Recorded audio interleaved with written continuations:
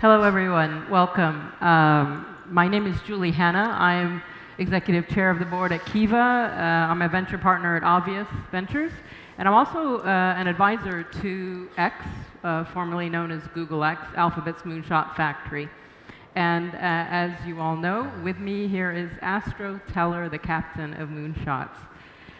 We're here to talk about responsible innovation, or Astro, as you prefer to say, lasting innovation, and how you've engineered that at X. Having had the opportunity to spend time with you over the past year, I have to say it's a fascinating and remarkable place, not just because of your mission to repeatedly produce moonshots, but like the driverless cars or stratospheric internet balloons, but also because the scale and the scope of what you're trying to do. So tell us a little bit about X. There's a little bit of a secrecy about it, a mystique. Why does it exist? Why does the world need a moonshot factory? What's the impact you're seeking to have in the world? So X was created before there was something called Alphabet, but the founders of Google, Larry and Sergey, had a vision that over time we were going to want this thing, which is now called Alphabet, to take on meaningfully new problems in the world.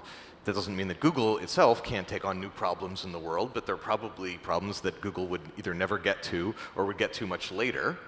And so setting up a separate thing, which was originally called Google X and is now called X, to go find some of those problems to care about in the world that Google at least wasn't currently working on, and then to try to find unusual, unexpected ways of trying to help solve those problems, and then the technology that would make that science fiction sounding product or service actually happen, maybe, hopefully, to help solve that problem.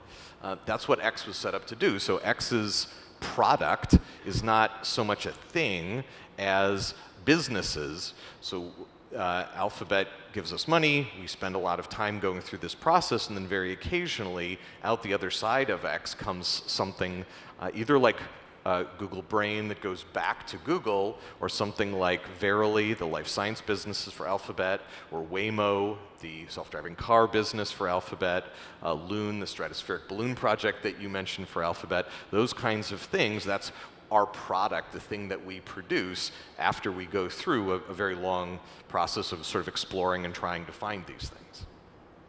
So, as I alluded to earlier, you prefer this term lasting innovation to responsible innovation. What about that distinction is important to you?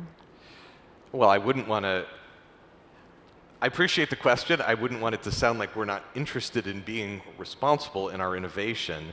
But I prefer the term lasting innovation. My concern is if you believe today that you're going to do some innovation and that all you need to check the responsible box is to sort of look inside yourself and say, do I have good intentions? Yep, I'm responsible. Check. Done. I don't think that that's the alpha and the omega of the actual obligation of a group doing innovation.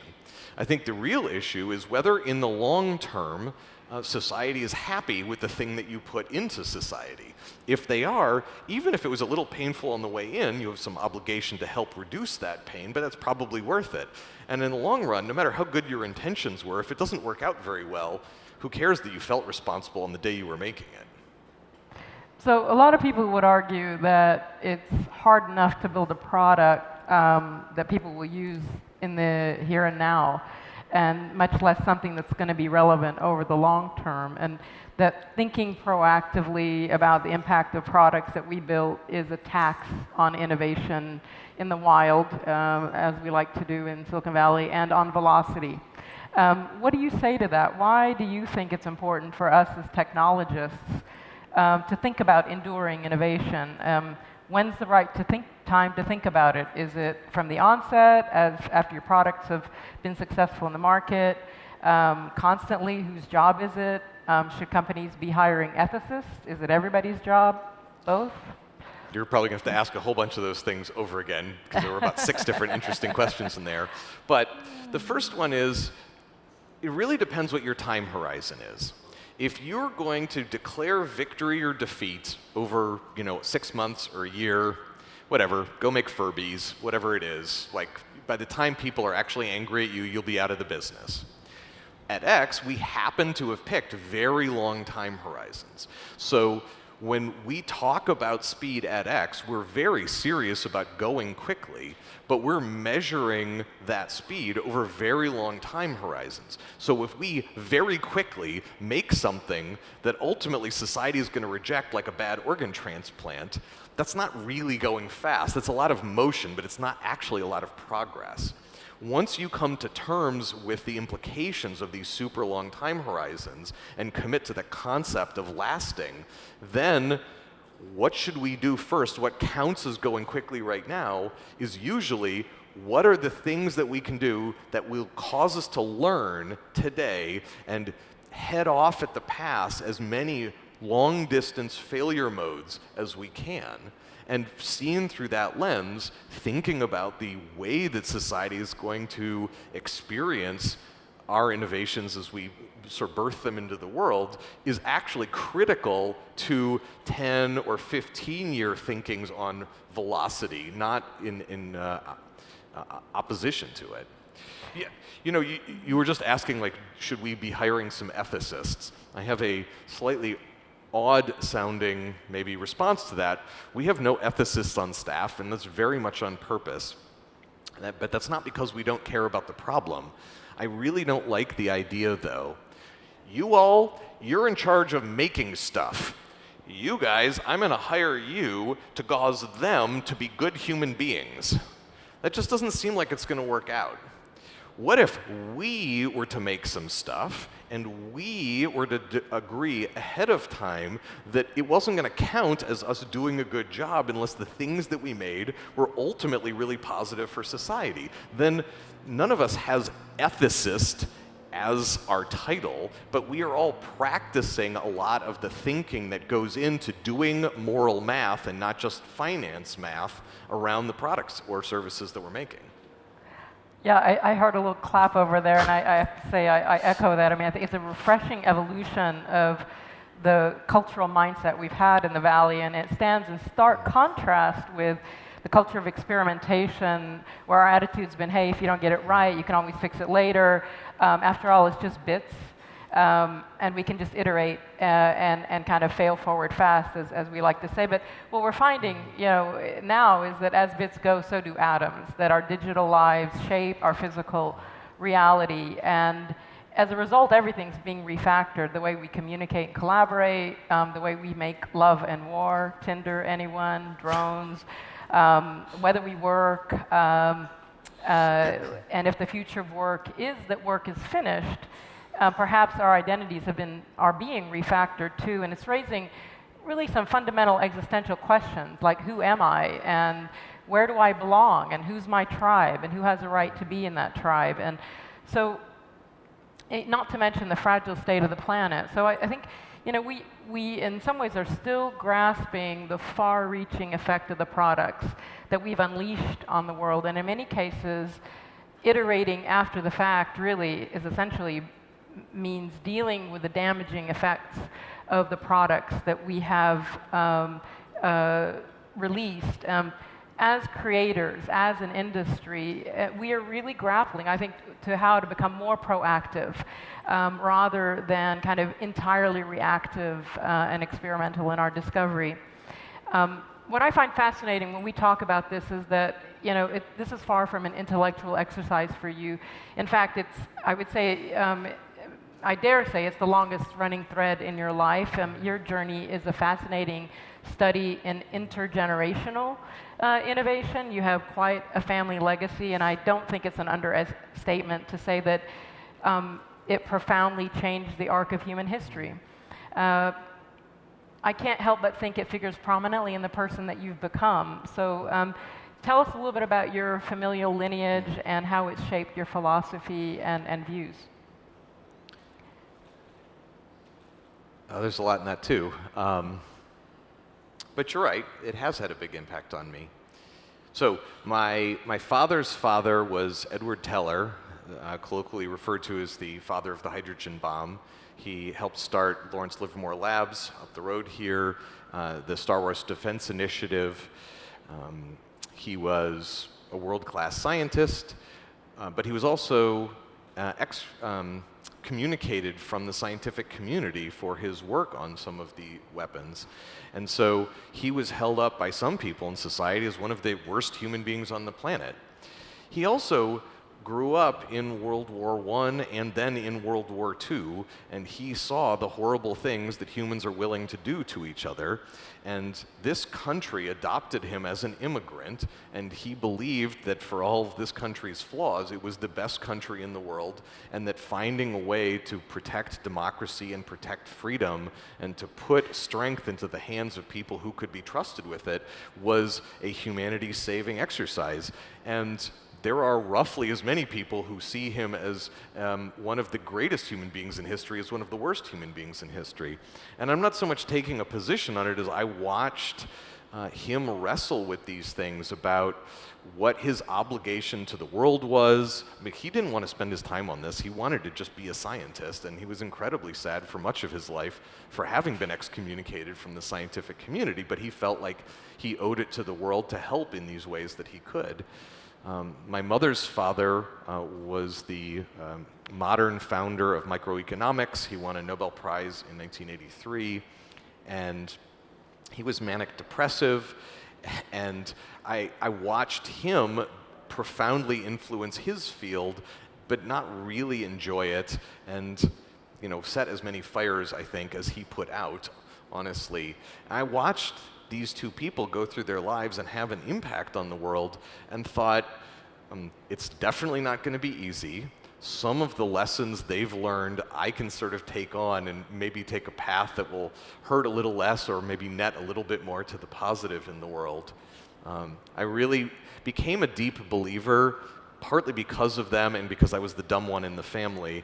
Not just the two of them, it was other people too, unfortunately. So I ended up becoming a deep believer early in my life in the power of teams rather than the power of individuals, because my skills were more in helping to organize people so that we could do something exciting together rather than believing that my ideas were just better than everyone else's. Thank you for sharing that. I think that there's a subtext in what you're kind of saying here and in the conversations we've had over the years, that a part of sustainable or enduring innovation is that it holds itself accountable not just to shareholders, but to all stakeholders, to employees, to customers, to the communities in which you operate, and to society at large. And I think this ultimately comes down to what the positive and negative impacts are on each stakeholder, being thoughtful, proactive, and reactive about that. And I do believe that kind of enduring innovation and ethical practice involves the kind of courage to be hostile to our own mindsets, the kind of courage that I think you've sort of marshaled in response to some of the things we were just talking about in witnessing your family members. Catching ourselves in the act of making assumptions, becoming aware of our blind spots, a willingness not just to ask the question we love to ask in Silicon Valley, which is how big can this get? What's your world domination strategy? But also kind of how could this go very wrong? And what would we do about it? What do we believe is our role and responsibility when things don't go as we had imagined them to? And I think it requires both radical honesty and radical empathy, because at its essence, this question comes down to human suffering. The willingness to say, are the products and businesses that we're creating contributing to human suffering in the short, medium, and long term? I mean, it's really fascinating because we talk a lot about surprising and delighting users. That's become a widespread design goal in the products and apps that we build, but why wouldn't we make alleviating human suffering a goal too? If I may, I agree with what you're saying, but it's further complicated by the fact that most technologies produce diffuse benefits and concentrated harm, And the harm tends to be front-loaded, and the benefits of technology tend to be back-end weighted. So in the early days of technology, the thing that is most evident is that harm. And, you know, it's like everyone in the world is going to get $1, and these 20 people are going to lose their job. I mean, the society has netted to the positive, but some real compassion is owed to those 20 people who are going to lose their job, and no one is going to pick it about how happy they are for getting $1, but those 20 people will pick it about the fact that they're losing their job, and if we as society don't empathize with them, understand where they're coming from, and find some way to support them through this process, they're rational to picket about this process. But then they're accidentally impeding this huge net positive society overall stands to gain. So I think that we have some more sophistication and nuance that we have to get to as a society about appreciating where the benefits go, where the harm lands, looking at these long time horizons, because it's not the same answer on week 1 or on year 1 or on year 50. And being able to tease these things apart is critical for us to do thoughtful assessments of whether a technology is worth it and ultimately good for the world, and also how to take care of the people who are losing out in this process so that no one is enough of a loser in the trade that society is making that they're willing to fight the process. They feel lifted up by it. Yeah, thank you for that refinement. That frame of sort of concentrated benefit, diffuse harm, I think is really excellent. And I would add to that, one of the more latent discoveries we have is sort of diffuse harm that's very subtle, that we kind of, for example, waking up and discovering that we're addicted to our phones. And that actually has long roots going back to when BlackBerry became kind of more, was sort of the popular device of the moment. I remember having a board member who came to a board meeting one day and said, declared, I've thrown away my BlackBerry, and why? He said, I was putting my son to bed, and I had my arm around him reading to him, and I caught myself with my BlackBerry reading it while I was in bed with my son, and I remember thinking, it's either my son or the BlackBerry, and yet that's been 15 years ago, and we've been on this kind of this slow, steady march. So that diffuse, concentrated benefit and harm, diffuse benefit and harm is actually a really useful frame. Back to actually kind of some of the ways that you've instrumented X to address some of these challenges. One of the most striking things that I find about the culture at X is how hard you all work to proactively understand kind of precisely these kinds of impacts. You talk about creating tight feedback loops to look at choices and consequences and unanticipated consequences in the real world as early as possible. And that's kind of hard when you're doing moonshot kind of stuff. You call it sandboxing. So how do you use sandboxing at X? Tell us a little bit about that. Sure, let me take a step back so that it'll seem more motivated why we do this. So one of the things I just mentioned a few minutes ago, that I just don't happen to believe that any of our ideas are particularly better than random. It's not an attack on any one of us. I just don't think my ideas are much better than random or your ideas or your ideas. What I think that we as a group could do, what any group could do if they practiced at it, would be to get somewhat more efficient at weeding through ideas and discovering of this big mountain of ideas that we can put in front of us. If you get a bunch of smart people and you don't make them feel stupid for putting ideas on the table, most of us are pretty creative. We were when we were 6.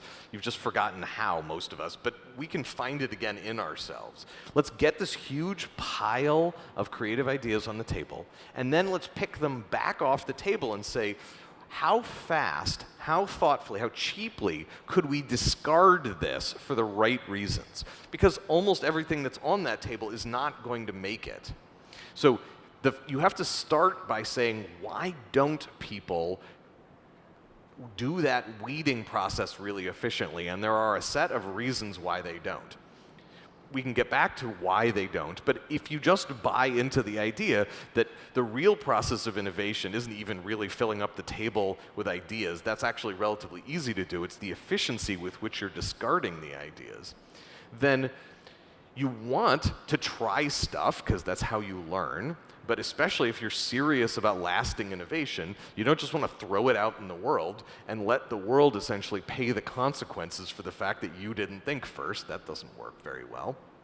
There needs to be something in between where you expose your idea to reality step by step. If you can prove that it breaks a law of physics on the whiteboard, you don't need to build a prototype and put it in the world. You just satisfy yourself the second law of thermodynamics is probably smarter than you are, and you throw out the idea and you move on.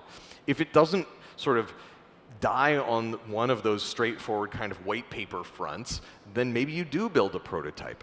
But you could test it on your roof. You don't actually have to go and test it in the middle of some public square first. Let it suffer from physics, or show it to one customer and say, what do you think? The first customer's probably going to tell you it's not right. You don't need to give it to 100,000 to find out that it's not quite right yet. And each of these steps along the way, you want to get more in touch with the real world, but to use the self-driving car metaphor, you want to keep your hands close to the wheel so you can get the learning without actually endangering the people around you. That's what I mean by sandboxing. And that's both learning about the product in terms of its financial possibilities, but also in terms of the purpose that you hope it has in the world. Because you may learn along the way, oh, this isn't solving the problem I thought, even if people will pay for it. Or it's solving the problem I thought it was going to solve, but it has these really nasty unintended consequences. I guess we need to change our product if we're serious about actually having this ultimately be held up by society as a good thing, so that by the time we're serious and it's out there in the world, it's had most of its sort of failure modes weeded out of it. Yeah, it's fascinating. It's like a Back to the Future moment. You know, back in the day when I first began building products in the prehistoric, pre-internet days, we used to do limited betas. And then when the internet came along, we said, hey, the world can be our beta. I remember when Gmail first released, it was like, it's a beta, it was in beta for 5 years. And now what we're realizing is we're running a social experiment on 2 billion people, right? And we're realizing how that can unleash a devastating social impact that's really hard, and I think some of us are wondering if it's even possible to recover from it. So, you know, you say that you talk about sandboxing, but in contrast, you also say that Silicon Valley is not the place to learn about the impact of your products, especially at scale, that it's important to get out of the bubble and really understand our full impact. Can you talk about some examples, how X has done that and some of what you've learned? Sure. So for many of our projects, we do some testing in California and the United States, but we have more balloons flying for our Loon project, more balloons over Africa right now than over the United States, more balloons over South America right now than over the United States. And that's partly because there's a lot that we can learn by talking to people. If our goal is to connect the unconnected, there are a lot more unconnected people in those places. And there are things I didn't know. I think most of the people in the Loon team didn't know. Like, for example, it turns out there are people who have connectivity according to the statistics, but it turns out there are people across the world, but particularly in South America, this is a thing. They build tree houses with ladders up to them, and then entrepreneurs rent this platform out by the minute to other people who go up there because it's a place from which you can get a cell signal, which is unbelievable entrepreneurship. I absolutely love it. But to understand that counts as having connectivity. Not the person who owns the platform, but every person who is paying to leave their town, go to the special tree, climb up the ladder, and get their connectivity. Or the fact, I didn't know this was a service, that it turns out there are trucks and motorbikes that come through the fields. It's probably in Africa too. I happen to know this is prevalent in South America. And they collect everyone's cell phone. And then they go to the city center where there's a Wi-Fi hotspot, and they just sit there for a little while, and then all the text messages download, and all the sent messages upload, and then they drive back out to the field, and they distribute the phones. This is a service that people get paid for, and these people have connectivity. But if you don't actually go to the places where the people are that you're helping, you don't really understand their current solution set or what they would count as enough better in the right ways that it would make a difference to them. It's not obvious. If balloons were just sometimes there and sometimes not, would that change their lives or not? You shouldn't make that up. You should go talk to these people and probably eventually try it with them. And we do the same thing. Our self-flying vehicles for package delivery, Wing, is doing service, ramping up service in Finland and in Australia, a little bit here in the United States. And one of the things that we discovered in Australia, I don't know, probably not particular to Australia, is we were confident that the sound of it going up or coming down was going to be what annoyed people. And then when it went over, that wouldn't annoy people. It turns out that people, for whatever reason, even though it's technically quieter, notice the bzzz when it goes by more. Okay, like that can surprise us, but we can't like argue to them with a sound meter. No, you're wrong. You're not annoyed. Look at the number here. You can't be annoyed. Like that's not how the world works. The way the world works is we have to say, oh, thank you for the feedback, and then we make our self-flying vehicles quieter because that's what we owe society so that they will be excited and accept the delivery vehicles. This is near and dear to me because as an immigrant and as a refugee, and my work with Kiva takes me to parts of the world where people live on very little as $1 a day, and I'm always reminded how easy it is to forget being here in Silicon Valley, the digital divide, and how that is kind of really shapes our lives in very different ways, and that really solving humanity's greatest challenges and building technology for the many, not just the few, means understanding that divide fully in the ways that you're talking about.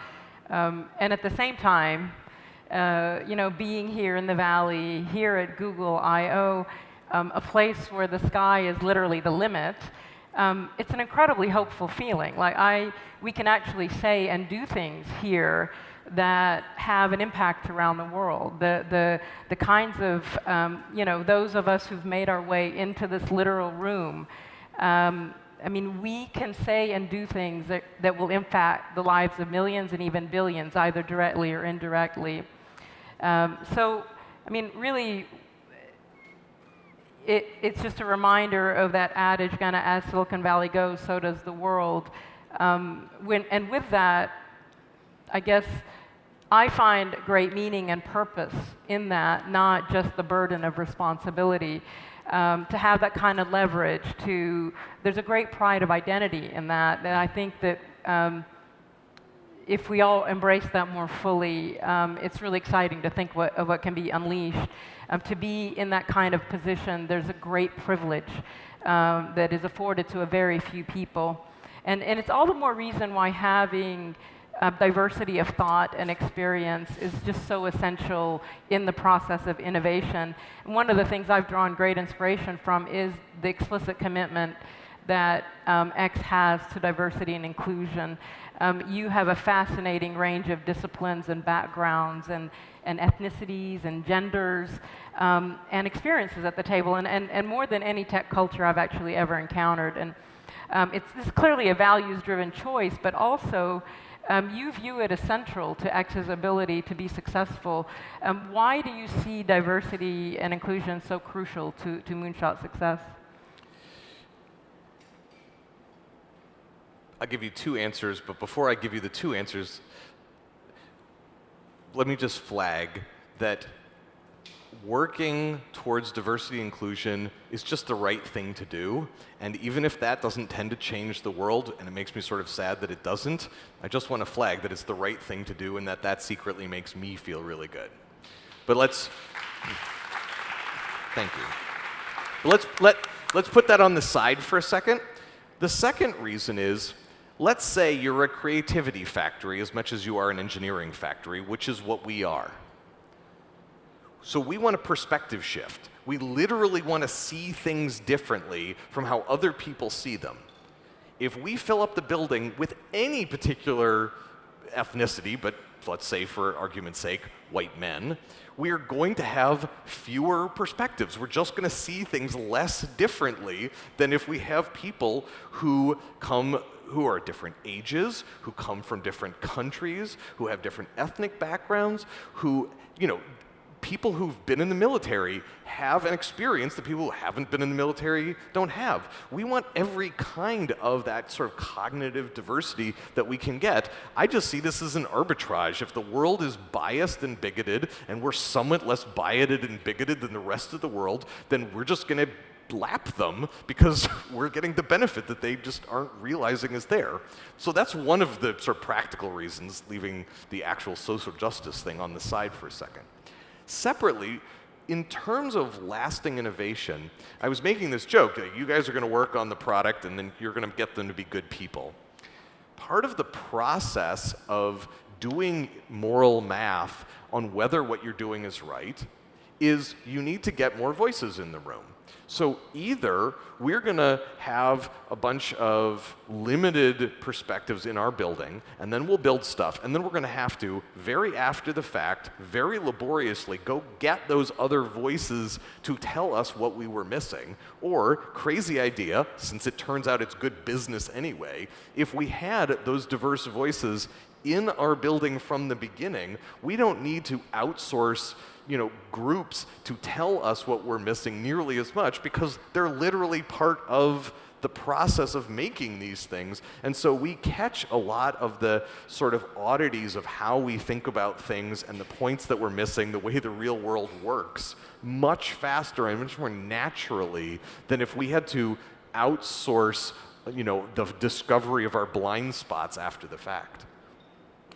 Yeah, it's, what it brings to mind is this, we've had this trope for a long time that technology is neutral, which I think has kind of been a blind spot for us, frankly. Like, tech may be neutral, but the products that we build with it are not. And, they're very much shaped by our intentions and our biases, as you point out, and we see that playing out in all kinds of ways, whether it's, the facial recognition software that doesn't recognize dark-skinned people, or the fact that it took 30 years to get the car companies to test with female crash test dummies, and women were being injured and killed far more often than men in cars. So, when you think about the way that this actually played out, what are some ways that diversity has actually shaped the course of a moonshot project? I'm just going to give you the first thing that came to my mind. This happens to be more a practical one than an ethical one, but so when Loon is building these balloons, they're not as big as this room, but they're about the size of a house. But they're thinner than a trash bag, and they have to cost less than the cost of a trash bag per square meter because we're going to put these things up. They have to stay up for many hundreds of days in order for this to work and be an actual replacement to satellites. How do you do that? There's literally no one in the world knows how to do that. And one of the people who's been most profoundly influential in the design, and these balloons are very complicated because we stick helium in them, but we actually are also sticking air in a separate bag inside the balloon, call it a ballonnet, to make it heavier when we want, and then we get the air back out when we want to make it light again. So these have multiple different compartments. They have to undergo huge temperature ranges between day and night of about 150 degrees. So when they're the hottest, they're super, super tight. So there's an architectural aspect to it, but there's also, because they're like super thin fabric, and we have to make them when they're deflated. It turns out a fashion designer has been, she has been with the project maybe 6 years now, has been one of the most profoundly influential on the evolution of what this thing is, of how we make it, of what we make it out of how we study it before we launch it so that we can find flaws in it. And it actually now has sort of elements and aspects of design from the fabric trade, which I seriously doubt that we otherwise would have gotten to. And there are just hundreds of those kinds of examples that sort of naturally happen for free when you get people with various experiences in the room. That's great.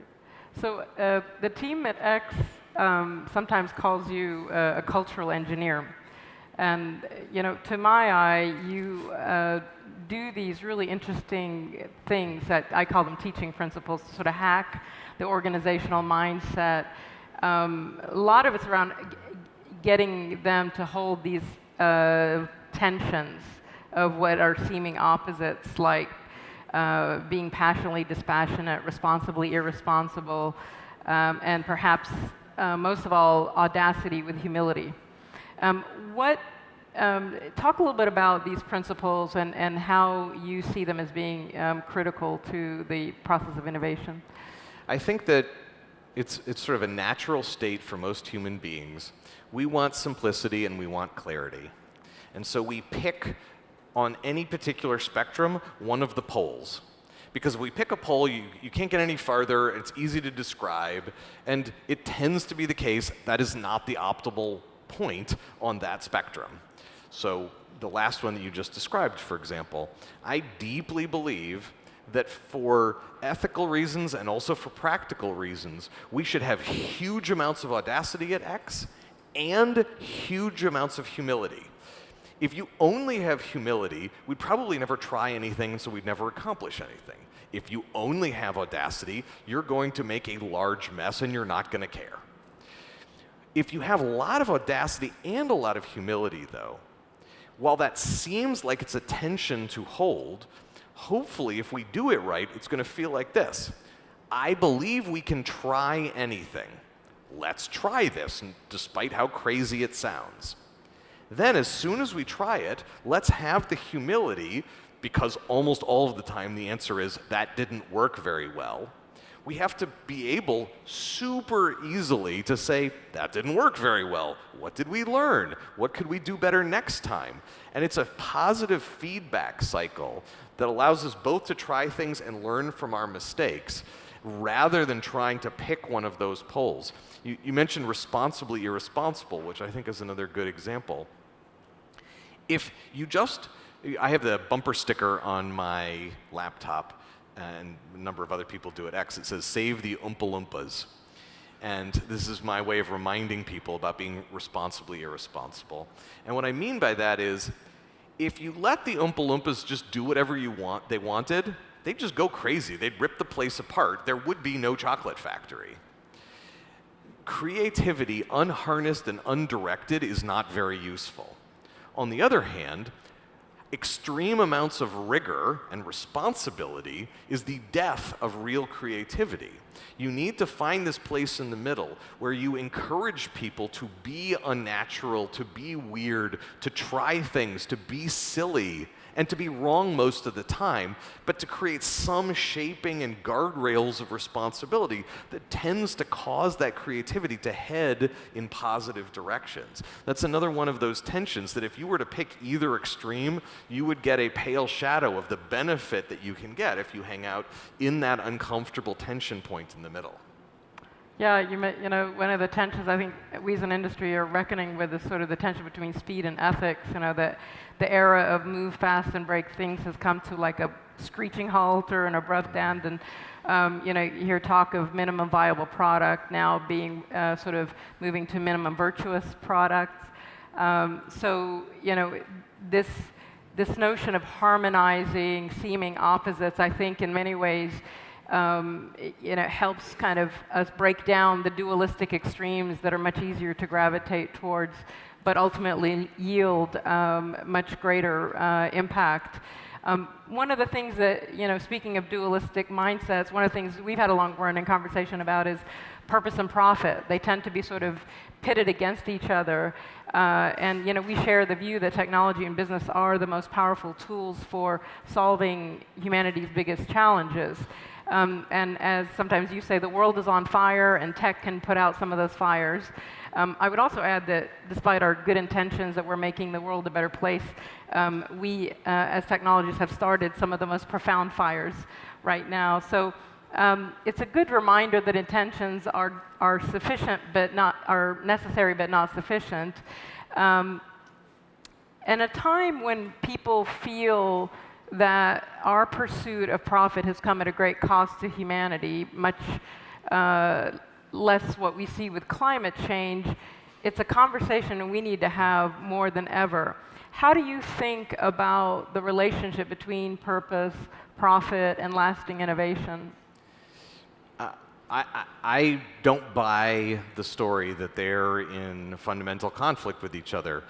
I believe that things that make money get bigger over time, and things that lose money tend to get smaller over time. So if you have a magic box that's going to cure cancer or create clean water for the developing world or whatever that is, and it loses money, I have news for you. It's not going to help. No one's going to have one of your boxes because you can't get those boxes out in the world enough if you're losing money on every box. So profit is, at an absolute minimum, the wind beneath the wings of the purpose motive. On the other hand, who wants to spend their lives making money and then feeling empty about it because you didn't actually help the world? You just moved some money from somebody else's pocket to your pocket. I couldn't live that way. I presume most people couldn't. Crazy idea. What if we found the intersection of those two things? I think there are plenty of problems in the world where if you just focus on solving or helping to solve that particular problem in the world and trust that the business model is going to come into focus over time, if you are really solving, this happens at X all the time. Someone comes and says, oh, this is going to solve this huge problem in the world, but no one's going to pay us for it. And I say, why? That doesn't make any sense to me. Like, if you really can solve a problem in the world, let's go for it. Because I just believe that if we're solving a problem in the world, people are going to pay us fairly for it. Now, if you have to give someone $1 and it's going to cost us $1.10 to give them the dollar, that doesn't scale. But I think that there are plenty of things at that intersection where you can be driven by the desire to solve an actual problem in the world, and you may have to pivot along the way, you might be wrong, and you are determined to do it using and lifted up by the profit motive. I think that's the best case scenario. One of my favorite things about being at Astro are these conversations that we have. It always brings to mind the William Gibson quote, "The future is already here, but it's just not evenly distributed." I always feel like I'm visiting the future when we talk, and it's a future that I want to live in. It's a future also that understands the importance of bringing the massive advantages of technology and business to all of humanity, and conversely, bringing more of our humanity to the way that we do business and innovate. So thank you for provoking, inspiring, and educate us as you always do. Thank you, Julie. Thank you to everyone here. Thank you for listening. Thank you, Julie.